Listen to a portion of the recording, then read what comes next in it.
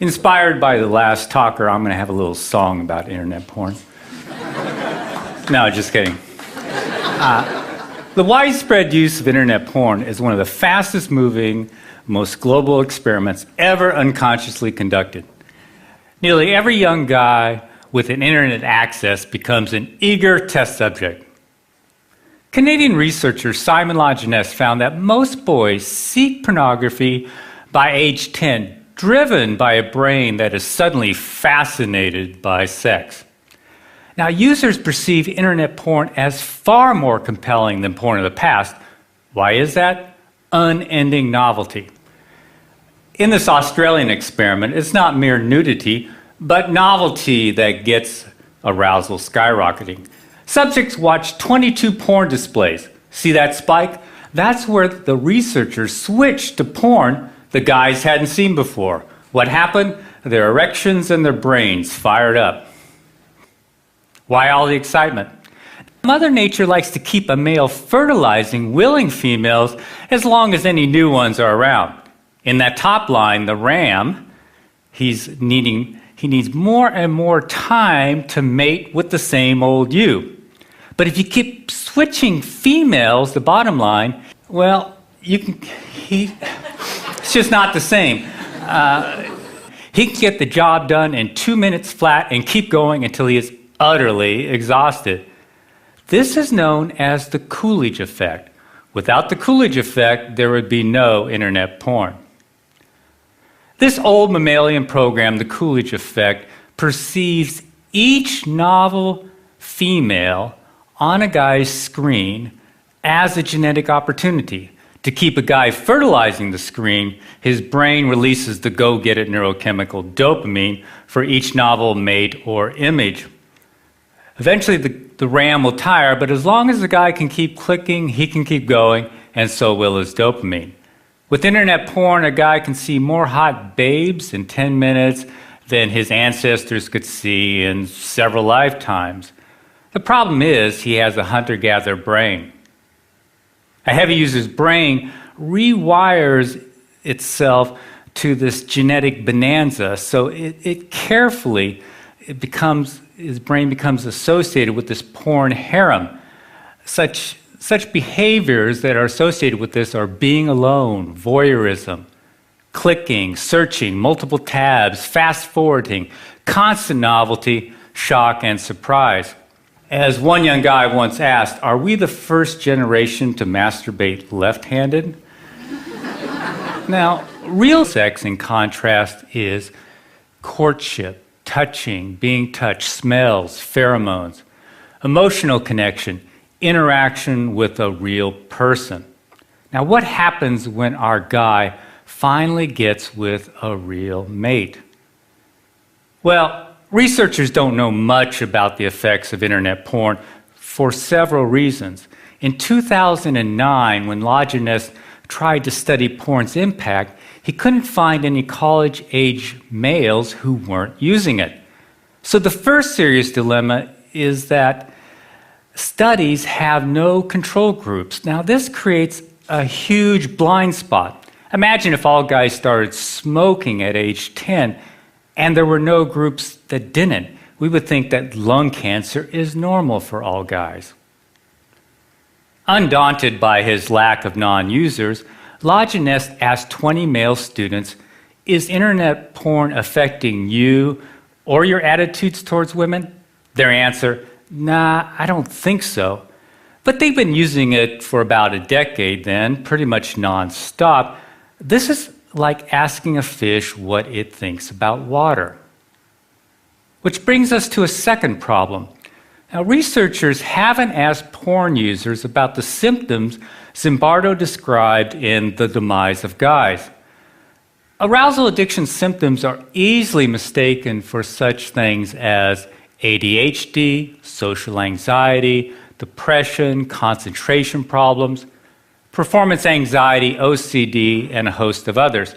Now, healthcare providers often assume that these conditions are primary, perhaps the cause of addiction, but never really the result of an addiction. As a consequence, they often medicate these guys without really inquiring about if they have an internet addiction. So guys never realized that they could overcome these symptoms simply by changing their behavior. Now, the third problem is it's hard to believe that sexual activity can cause addiction because sex is healthy. But internet porn is not sex. Internet porn is as different from real sex as today's video games are from checkers. Watching a screen full of naked body parts won't automatically protect one from arousal addiction. In this Dutch study, here's the title, they found that, in fact, of all activities on the internet, porn has the most potential to become addictive. Here's why. This ancient program, the reward circuit, evolved to drive us towards natural rewards, such as sex, bonding, and food. As a consequence, extreme versions of natural rewards have a unique ability to capture us. For example, high-calorie foods or hot, novel babes give us extra dopamine. Too much dopamine, though, can override our natural satiation mechanisms. For example, give rats unlimited access to junk food, and almost all of them will binge to obesity. This is also why 4 out of 5 Americans are overweight, and about half of those are obese. That is, addicted to food. Now, in contrast to natural rewards, drugs such as cocaine or alcohol only hook about 10% of users, whether they are rats or humans. This binge mechanism for food or sex was once an evolutionary advantage. In essence, it is getting it while the getting is good. Now, you can think of wolves packing away 20 pounds of meat per kill, or it's mating season and you're the alpha male. What if mating season never ends? All those hits of dopamine can tell your brain to do 2 things. First, they say, man, you have hit the evolutionary jackpot. Second, they kick in a molecular switch called delta phos B. I know it's a fancy word, but dopamine kicks in delta phos B, and that starts to accumulate in the brain's reward circuit. Now, with excess chronic consumption of drugs or natural rewards, this buildup of delta phos B starts to alter the brain and promotes a cycle of binging and craving. If the binging continues, the delta phos B builds up, and it can lead to brain changes seen in all addicts. So the dominoes are excess consumption, excess dopamine, delta phos B, brain changes. One of the first changes is a numb pleasure response. It kicks in, and so everyday pleasures really don't satisfy a porn addict. At the same time, other physical changes in the brain make the brain hyperreactive to porn. Everything else in the porn user's life is sort of boring, but porn is super exciting. Finally, his willpower erodes as his frontal cortex changes. I can't emphasize this enough. All addictions share these same brain changes and the same molecular switch that kicks them in, delta phos B. Now, scientists have used brain scans to measure these changes in drug addicts. Up here, these scans show a reduced pleasure response in drug addicts. These and several other changes have also been seen in gambling addicts, food addicts, very recently in video game addicts, and now in internet addicts. I apologize for filling up this slide with brain studies. Just notice the dates, but I want you to know that they exist. So far, all brain research points in only one direction. Constant novelty at a click can cause addiction. Now, we know this because when scientists examined former internet addicts, they found that these brain changes were reversing themselves. Unfortunately, none of these studies isolate porn users, but they do include them. Here's the game changer. At last, we have a group of guys who are no longer using internet porn. That's right, heavy users are voluntarily giving it up by the thousands. These guys are the missing control group in the great porn experiment. They're showing experts what changing one single variable can do. I call it the resurrection of guys, as opposed to the demise of guys. Now, before I continue, you probably want to know why any porn-loving guy in his right mind would give it up. 2 words: erectile dysfunction. Internet porn is killing young men's sexual performance.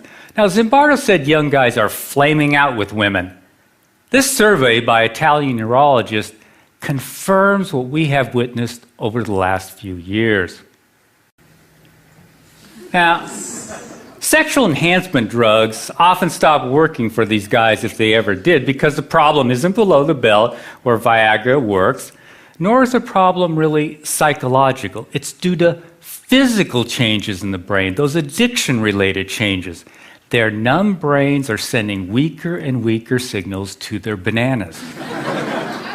As Dr. Foresta says, it starts with lower reactions to porn sites, then there is a general drop in libido, and in the end, it becomes impossible to get an erection.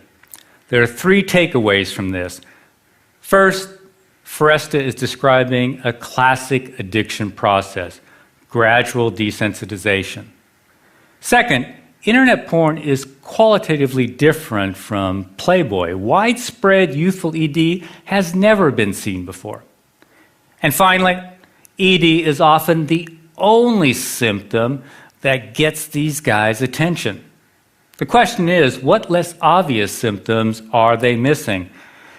Most don't figure that out until after they quit. Here's a guy in his late 20s. I've been to psychologists and psychiatrists for the last 8 years, have been diagnosed with depression, severe social anxiety, severe memory impairment, and a few others. Have tried Effexor, Ritalin, Xanax, Paxil, dropped out of 2 different colleges, been fired twice, used pot to calm my social anxiety. I've been approached by quite a few women, I guess due to my looks and status, but they quickly flew away due to my incredible weirdness. I've been a hardcore porn addict since age 14. For the last 2 years, I've been experimenting and finally realized that porn was an issue. I stopped it completely 2 months ago. It has been very difficult, but so far incredibly worth it. I've since quit my remaining medication. My anxiety is non-existent. My memory and focus are sharper than they've ever been. I feel like a huge chick magnet, and my ED is gone too. I seriously think I had a rebirth, a second chance at life. This is why pockets of guys are appearing all over the web, bodybuilding sites, sports sites, pickup artist sites, wherever men congregate. In essence, they are seeking a neurochemical rebirth. Here's a group on Reddit.com who call themselves Fapsternauts. Fapping is slang for solo sex, but what they really mean is giving up porn.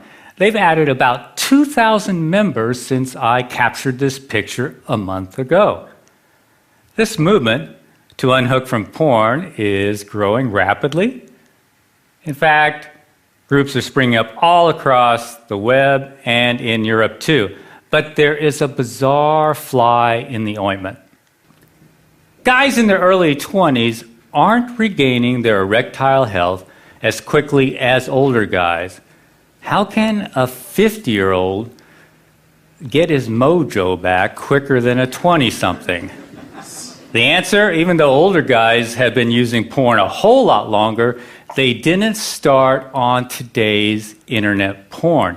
Now, we know this is a key variable because the older guys didn't start having sexual problems until after they got high-speed internet.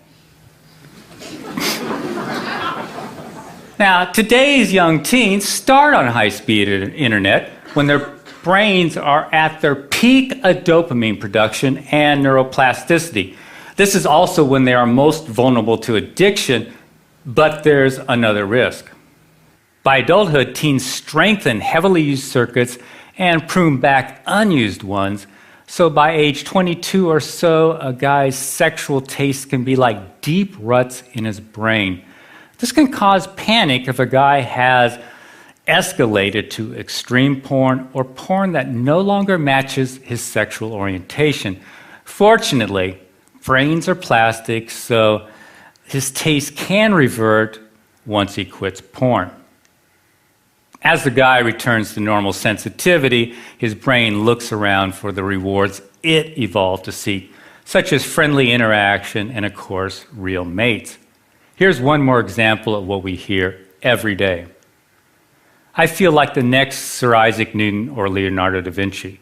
Since I quit a month ago, I've literally started a business, taken up piano, been studying French every day, been programming, drawing, writing, started managing my finances, and I have more awesome ideas than I know what to do with. My confidence is sky high. I already feel like I can talk to any girl. I'm the same guy who took 2.5 extra years to graduate from college because of procrastination and depression. I'll conclude with a wish. I'd like to see some Bardo's guys who are wiping out and their caregivers and the experts listen to the thousands of men who are teaching us about arousal addiction by escaping it. Thanks for listening.